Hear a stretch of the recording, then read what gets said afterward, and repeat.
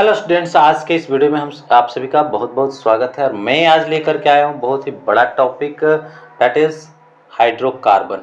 और इस हाइड्रोकार्बन से रिलेटेड जो हमें पढ़ना है, saturated hydrocarbon, unsaturated hydrocarbon, alkane, alkyne, alkynes, इससे रिलेटेड बहुत सारी बातें हमें करनी है। तो सबसे पहले हम ये जान लें कि व्हाट इज हाइड्रोकार्बन, आखिर क्या है हाइड्रोकार्बन और क्या इसकी विशेषताएं होती है। थोड़ी सी हम अगर जान लें तो ज़्यादा बेहतर होगा। सबके बारे में थोड़े थोड़े एक ब्रीफ इंट्रोडक्शन ले लेते हैं, ठीक है।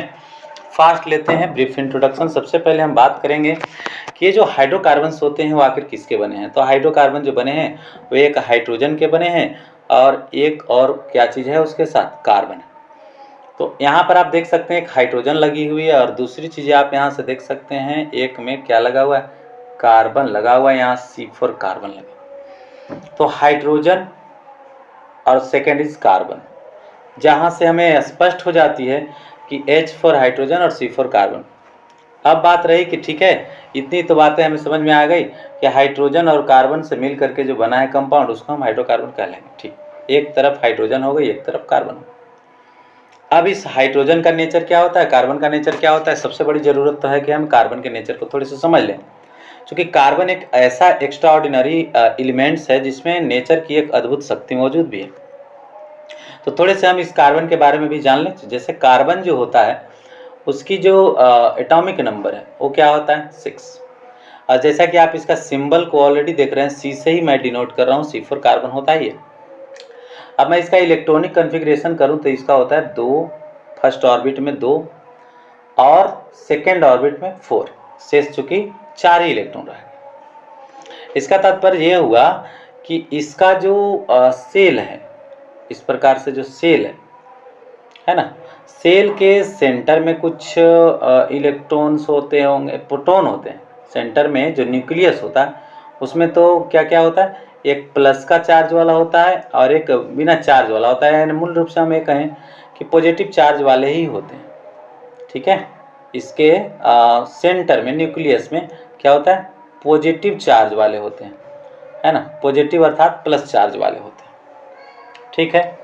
और इसके जो बाहरी जो सेंटर है ये इस तरीके से, तो बाहरी से जो ये ऑर्बिट देख रहे हैं, तो इस ऑर्बिट में यहाँ पर एक इलेक्ट्रॉन आएगा और दूसरा यहाँ पे आएगा। जैसा कि आप देख रहे हैं कि यहाँ 2 इलेक्ट्रॉन फर्स्ट ऑर्बिट में, ठीक है। फर्स्ट ऑर्बिट में कितने इलेक्ट्रॉन है, 2 इलेक्ट्रॉन दिख रहे हैं। तो ये 2 इलेक्ट्रॉन यहाँ पर है, जो कि हम इस अगर ऑर्बिट में दिखाना चाहे तो एक यहाँ और एक यहाँ। और फिर सेकेंड ऑर्बिट में एक यहाँ ले लेते हैं, दूसरा यहाँ ले लेते हैं, तीसरा यहाँ ले लेते हैं, चौथा यहाँ ले लेते हैं। ये टेट्रावैलेंट जो होता है, कार्बन जो है कैसा है, टेट्रावैलेंट है, टेट्रावैलेंट होता है इस, ठीक है। टेट्रावैलेंट का मतलब, टेट्रा मतलब कितना होता है, 4। टेट्रा का मतलब क्या है, 4। टेट्रा का मतलब होता है 4 और वैलेंट का मतलब क्या है, टेट्रा ना, 4 का मतलब टेट्रा। अब वैलेंट का मतलब वैलेंसी, वैलेंट से मतलब है वैलेंसी। तो आपने सीखा कि 4 इलेक्ट्रॉन इसके बाहर में, अभी जस्ट दिखाया मैंने कि 2 और 4 इसके इलेक्ट्रॉनिक विन्यास के लास्ट में होता है कि लास्ट में कौन सा इलेक्ट्रॉन होता है, 4 इलेक्ट्रॉन होते हैं। जैसा कि यहाँ पर स्पष्ट आपको दिख रहा हो, 4 इलेक्ट्रॉन, और एक और में कितना है, 2 इलेक्ट्रॉन।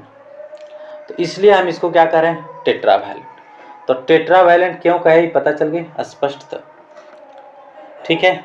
अब क्या है कि चूंकि इसके बाहर में 4 इलेक्ट्रॉन है, तो ये 4 इलेक्ट्रॉन भी अद्भुत है इसके, कि इन 4 इलेक्ट्रॉनों को ही डोनेट भी नहीं कर सकता और 4 इलेक्ट्रॉनों को ही एक्सेप्ट भी नहीं कर सकता, है ना। डोनेट का मतलब क्या होता है, दे देना, या किसी को दे भी नहीं सकता, और ना ही एक क्षमता है कि ये एक्सेप्ट करे, ठीक है। ना ही 4 इलेक्ट्रॉन ही ले सकता और ना ही 4 इलेक्ट्रॉन का ही त्याग कर सकता। इसके पीछे बहुत बड़ा रीजन है, लेकिन इतनी बातें पहले हम जानेंगे, this is important for you. ये आप जान लीजिए कि 4 इलेक्ट्रॉन ना ले सकता है ना दे सकता। तब बात क्या हुआ कि इसमें एक एक्सक्लूसिव प्रॉपर्टी जो पाई जाती है कार्बन में, वह एक्सक्लूसिव प्रॉपर्टीज क्या है, जो एक्स्ट्रा ऑर्डिनरी जो प्रॉपर्टीज इसको नेचर ने दिया है, वो क्या है कार्बन के साथ, कि 4 इलेक्ट्रॉनों का ये क्या करें, शेयरिंग करें। शेयरिंग करें। शेयरिंग क्या होता है? दे, लेन देन करना, देना, फिर लेना भी, देना भी, लेना भी। इसलिए ये कोवैलेंट बॉन्ड का निर्माण करता है। कैसा? कोवैलेंट। कोवैलेंट बॉन्ड क्या होता है? एक ऐसा बॉन्ड जिसमें इलेक्ट्रॉनों की साझेदारी से बना हो, इलेक्ट्रॉनों की साझेदारी से। Covalent, covalent bond. बॉन्ड दो तरह के, जो बंधन है, जो क्या बोलते हैं, जो एलिमेंट्स के एटम हैं वो जो जुड़ते हैं, उनमें दो तरह के होता है। एक होता है इलेक्ट्रोवायलेंट, इलेक्ट्रोवायलेंट।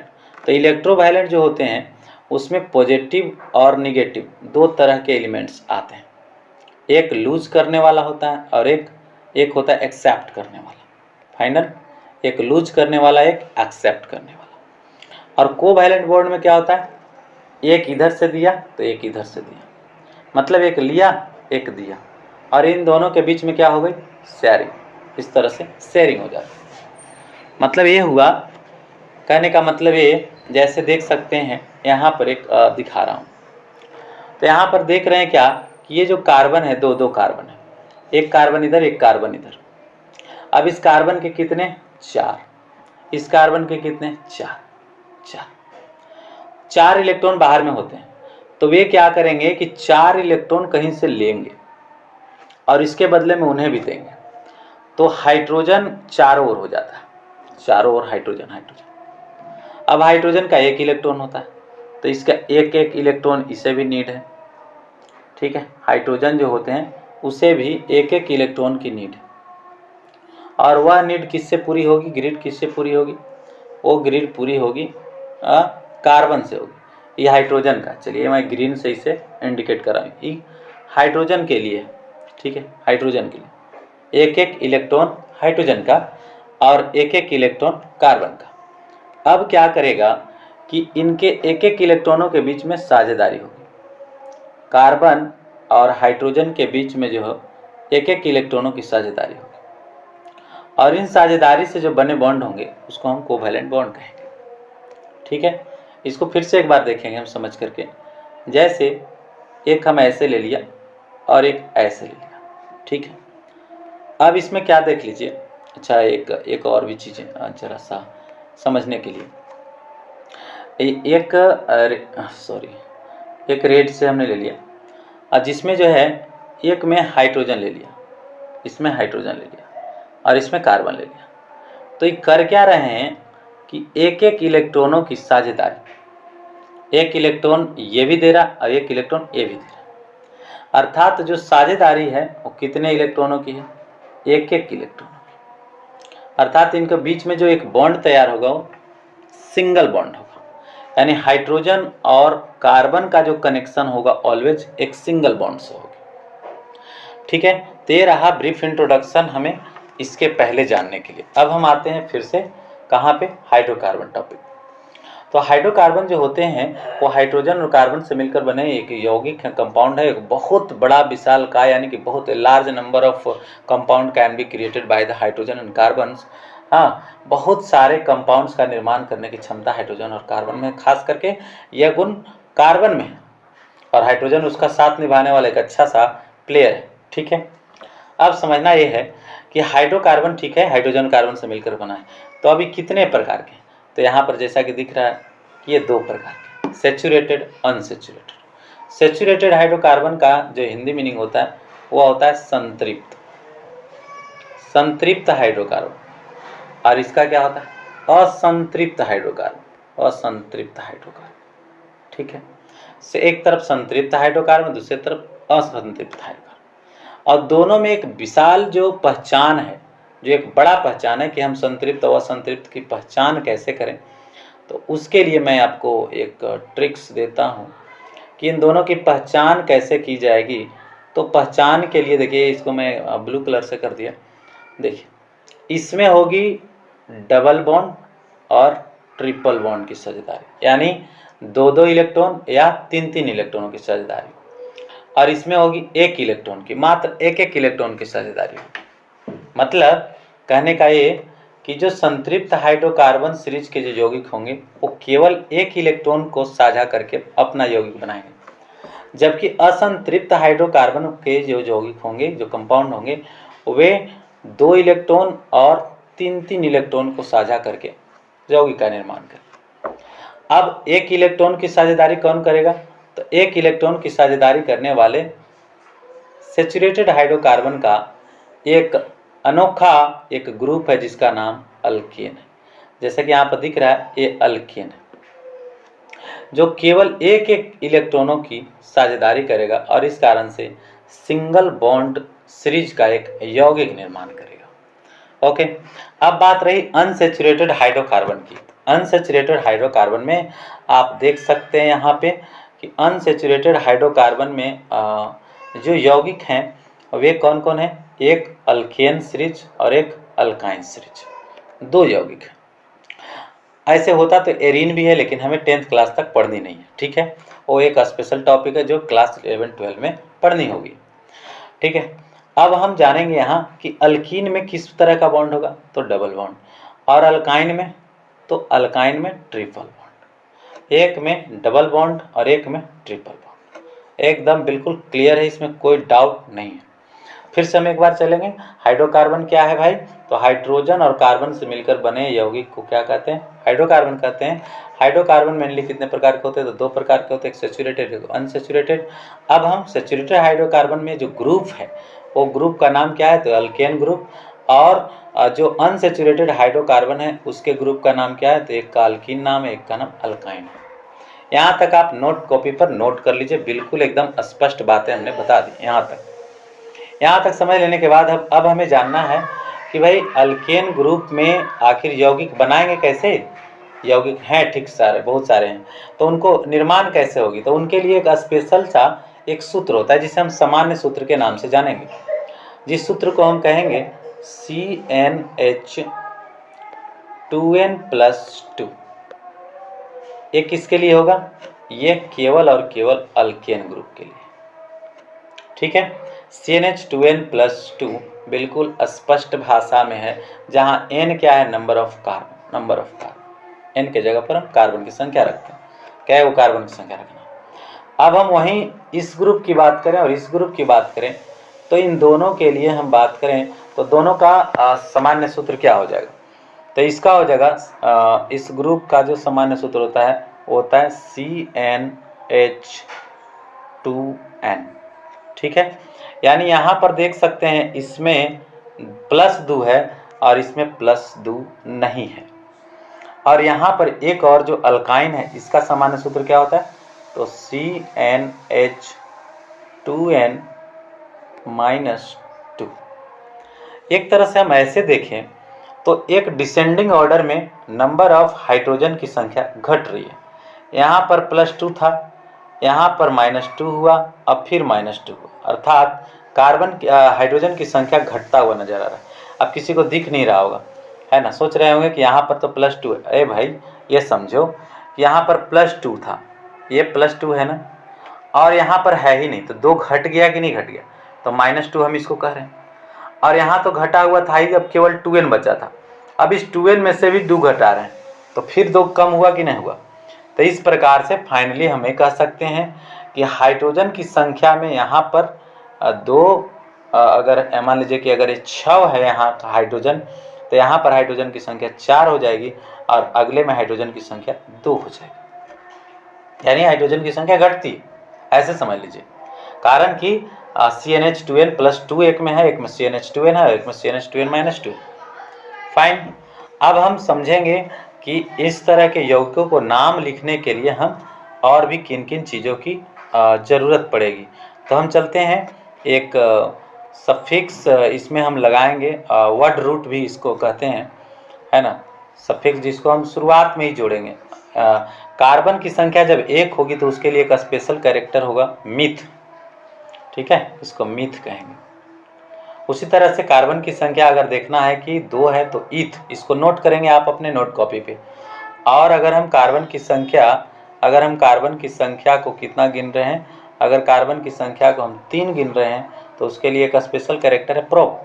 अगर 4 गिन रहे हैं तो उसके लिए स्पेशल है बट ब्यूट, इसको ब्यूट भी कहते हैं। फिर 5 के लिए पेंट, और उसी प्रकार से हेक्स, हेप्ट, ऑक्ट, नॉन और डेक आता है, और उसी तरह से बहुत सारे आते रहते हैं लगातार। ठीक है, हमें जनरली 10 तक की जानकारी है, तो इसे 10 तक ही हमें रखने हैं। Meth, eth, prop, but, pent, hex, hept, oct, non, dec, 10। और इन वर्ड रूट का हम प्रयोग करेंगे नामाकरण करने के लिए। ठीक है, इन्हीं वर्ड रूट का प्रयोग करके हम नामाकरण पद्धति को कंप्लीट करते हैं। ध्यान खाली इतना ही दिया जाता है कि कार्बन की संख्या जब 1 हो, 2 हो, 4 हो, 5 हो, 6 हो, 8 हो, ऐसे कर करके देखते चले जाते हैं। ठीक है, अब हम चलेंगे सीधे सीधे कहाँ, जहाँ नामाकरण करनी है उस जगह पे। तो पहला हम आते हैं अल्केन ग्रुप में, जहाँ पर हमारे अल्केन ग्रुप के यौगिक यहाँ पर दिख रहे हैं। तो इन अल्केन ग्रुप के यौगिक, जिसको हम मीथेन कहेंगे, इथेन कहेंगे, प्रोपेन कहेंगे, इनका निर्माण हुआ कैसे आखिर एक्चुअल में, आखिर ये कैसे बने CH4, C2H6, C3H8, है ना। इनका कंसाइज और शॉर्ट फार्मूला एक का C4H4 है, CH3CH3, ऐसे कर करके ये जो शॉर्ट फार्मूले बने हैं, कंडेंस फार्मूले जो कहते हैं, फिर यह स्ट्रक्चरल फार्मूला है, ये कैसे बने हैं, इनके बारे में हम पूरा रहस्य को जानेंगे। वीडियो को अंत तक देखने का प्रयास करिएगा। मैं पूरा तो नहीं, लेकिन अल्केन ग्रुप आज मैं बता दूंगा, फिर अल्कीन और अल्काइन नेक्स्ट में, और फिर उसके बाद एक अलग सा आपको एक वीडियो मिलेगा जिसमें आपको हम जो फंक्शनल ग्रुप हैं उसको हम बताएंगे। ठीक है, जो आपको क्लास 10 तक के लिए काफ़ी कारगर सिद्ध होने जा रहा है। चलेंगे, अब हम बात करने वाले हैं एक बड़े से सीरीज की, जिसका नाम है एल्केन।